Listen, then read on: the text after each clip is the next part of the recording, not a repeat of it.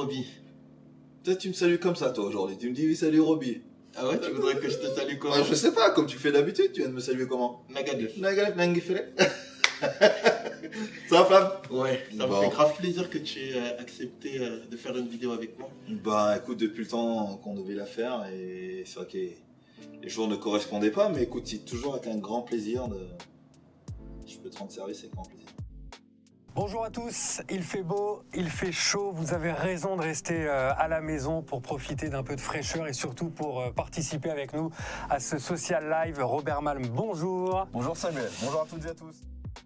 À Beansport, tu t'occupes de la Ligue 2, tu es le spécialiste Ligue 2, tu travailles avec Samuel Olivier. Ouais, exactement, ouais, Samuel Olivier. Alors, on va rapidement faire l'histoire de la Ligue 2 sur Beansport. Ça fait 6 ans qu'on a les droits de la Ligue 2. La première année, j'étais avec Smile et John, où on animait au départ le Multi-Ligue 2 sur les stades, là où on était. Ça a changé à la trêve, où la présentation se faisait ici. Et puis nous, on était toujours sur les terrains avec Smile et puis John. Et puis à partir de la deuxième année, j'ai commencé effectivement cette longue collaboration, on va dire même cette longue amitié avec Samuel et, sur les terrains de Ligue 2 où on a alterné match directeur et le match du samedi, parce que souvent on finissait le match directeur, on prenait la voiture, on allait sur le match du samedi. Et bah, ça fait 5 ans maintenant qu'on fait ça, et depuis 3 ans maintenant avec la présentation du multi maintenant régulièrement tous les vendredis. Donc ça fait week-end chargé mais avec beaucoup de plaisir parce qu'on voit vraiment de belles choses. Alors Robert, toi tu es un ancien attaquant. Oui, pourquoi ancien? Attaquant actuel. Voilà, je préfère. Il faut jamais froisser. Ah, jamais. Sinon c'est bon. Malm, encore lui, prend le meilleur sur Camara et conclut du gauche pour l'égalisation bretonne. Euphorie dans le camp briochin qui sauve le nul sur sa pelouse 2-2. C'était un garçon qui aimait bien prendre la profondeur. C'était vraiment l'une de mes caractéristiques parce que d'une, j'allais vite. J'avais aussi, d'après mon entraîneur, aussi un bon jeu de tête qui faisait que dans le domaine aérien aussi, même si je pouvais rendre quelques centimètres à mes défenseurs, mais je voulais toujours aller le plus haut possible. Donc voilà, je me débrouillais là. Et puis, je ne vais pas faire de comparaison avec Edinson Cavani parce qu'il est une classe au-dessus, mais si tu veux, dans la générosité, voilà, je peux me comparer à lui.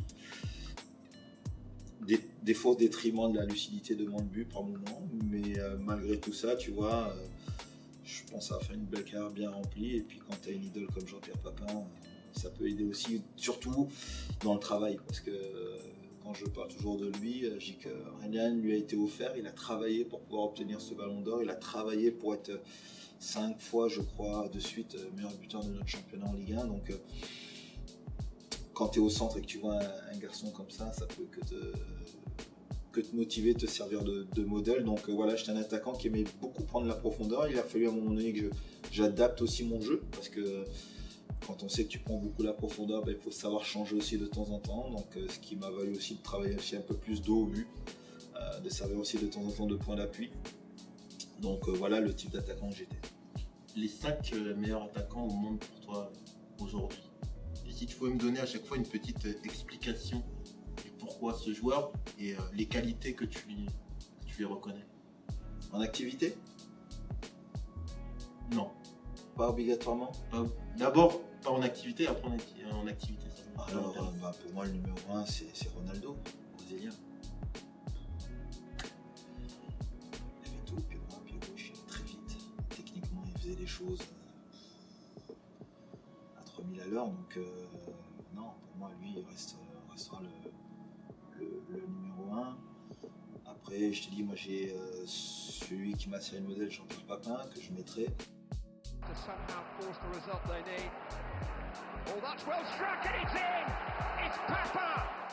Marco Van Basten pour encore les plus anciens. Et puis parce que c'est un garçon qui pour moi a arrêté sa carrière trop tôt. C'était l'élégance, c'était un tueur. Wouters, Van Basten, schitterend, Marco Van Basten. Et après, je vais plutôt mettre des charognas comme Gerd Müller, c'est les ballons qui traînent dans la surface de réparation, c'était un pointu, ça allait au fond.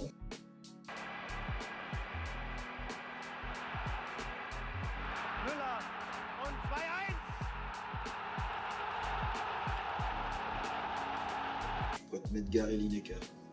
Pourquoi? Parce que je trouvais un garçon assez atypique. Je pense que ça a commencé à être un petit peu l'attaquant moderne façon anglais.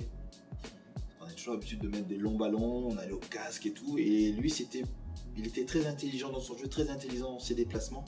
Et c'est un garçon qui aussi s'est révélé aussi durant, je crois que c'est la Coupe du Monde 86 aussi, où il marque énormément de buts aussi. Il finit meilleur buteur de la compétition. Et tu vois, non, c'est des garçons pour moi que j'aime bien. Tu sais par rapport aux garçons que je viens de te citer, on n'a plus non plus de véritables tueurs. On va y venir. On n'a plus véritablement de tueur. Quand je te parle d'un Gerd Müller, ça c'est un tueur. Quand on parle je te parlais d'un Lineker, je te parlais de Van Basten ou même de Jean-Pierre, c'était des tueurs. Aujourd'hui, on a une version, on va dire, un peu hybride.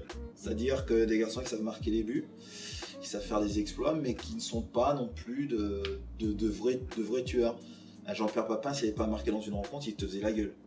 Même s'il avait des occasions qu'il ne marquait pas, il faisait la gueule.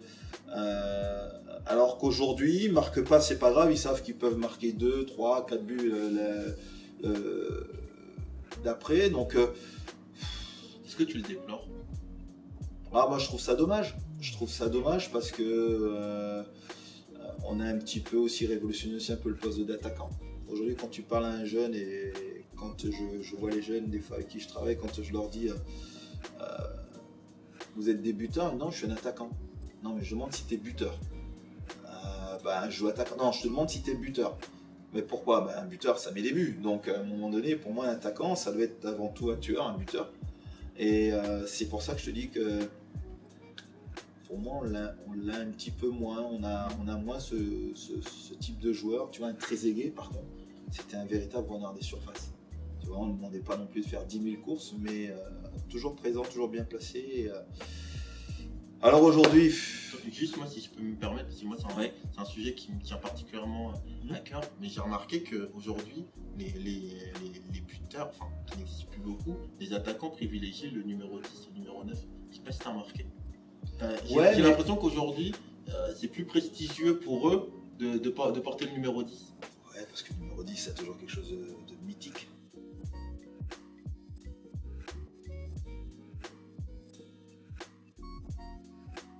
Je te rejoins, c'est vrai que le numéro aujourd'hui, même s'il ne veut plus dire grand chose, parce que on a un numéro, on le garde sur toute la saison, voire sur toute sa carrière si on a la possibilité de faire la carrière dans le même club. C'est vrai qu'aujourd'hui, le numéro n'a plus cette valeur, je dirais, symbolique ou qui définissait le poste dans lequel tu jouais, comme on a pu connaître, moi j'ai pu connaître au tout début, c'était de 1 à 11 au départ.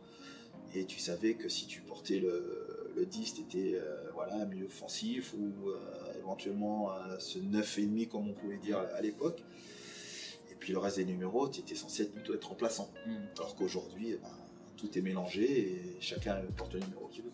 Mais je sais pas si tu as remarqué, enfin je pense que tu l'as remarqué, mais le 10 garde quand même du prestige. Et aujourd'hui, j'ai l'impression que le numéro 7, je sais pas si c'est l'effet Cristiano ou pas, il a pris plus de prestige que le numéro 9.